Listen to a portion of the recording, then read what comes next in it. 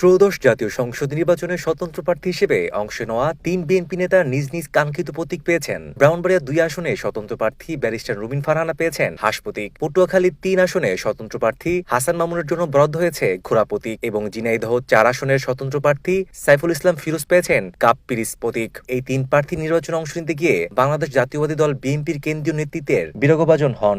নির্বাচনে স্বতন্ত্র প্রার্থী হয় রুমিন ফারহানাকে দলের সহ আন্তর্জাতিক সম্পাদক পদ থেকে, হাসান মামুনকে কেন্দ্রীয় নির্বাহী কমিটির সদস্য পদ থেকে এবং সাইফুল ইসলাম ফিরোজকে স্বেচ্ছাসেবক দলের কেন্দ্রীয় জ্যেষ্ঠ যুগ্ম সাধারণ সম্পাদক পদ থেকে অব্যাহতি দেওয়া হয়। বুধবার দুপুরে ব্রাহ্মণবাড়িয়া জেলা রিটার্নিং কর্মকর্তা ও জেলা প্রশাসক শারমিন আক্তার জাহান কাছ থেকে হাঁস প্রতীক বুঝে নেন ব্যারিস্টার রুমিন ফারহানা। প্রতীক পাওয়ার পর উচ্ছ্বাস প্রকাশ করে তিনি বলেন, তার ভোটার ও সমর্থকদের প্রত্যাশার প্রতীকই তিনি পেয়েছেন। তিনি আরো বলেন, হাঁস প্রতীক তার ভোটারদের আবেগের প্রতীক হয়ে উঠেছে এবং এই প্রতীক নিয়েই তিনি নির্বাচনী মাঠে লড়বেন। রুমিন ফারহানা বিএনপি জোটের প্রার্থী ও জমিয়তুল উলামায়ে ইসলামে কেন্দ্রীয় সহসভাপতি মাওলানা জুনায়েদ আল হাবিবের বিরুদ্ধে প্রতিদ্বন্দ্বিতা করছেন। পটুয়াখালী ৩ আসনের স্বতন্ত্র প্রার্থী হাসান মামুনের প্রতিদ্বন্দ্বী গণ অধিকার পরিষদের সভাপতি ও ডাকসুর সাবেক বিপি নুরুল হক নূর। স্থানীয় তৃণমূল নেতাকর্মীদের সমর্থন থাকলেও কেন্দ্রের সিদ্ধান্তে আসনটি ছেড়ে দেওয়ার ক্ষোভ প্রকাশ করে স্বতন্ত্র প্রার্থী হিসেবে মাঠে নামেন হাসান মামুন। দলীয় বহিষ্কার ও উপজেলা পৌর কমিটির বিলুপ্তি পরে তিনি নির্বাচনী লড়াই চালিয়ে যাওয়ার ঘোষণা দিয়েছেন। ঝিনাইদহ ৪ আসনে কাপ পিরিস প্রতীক পাওয়া সাইফুল ইসলাম ফিরোজও শেষ পর্যন্ত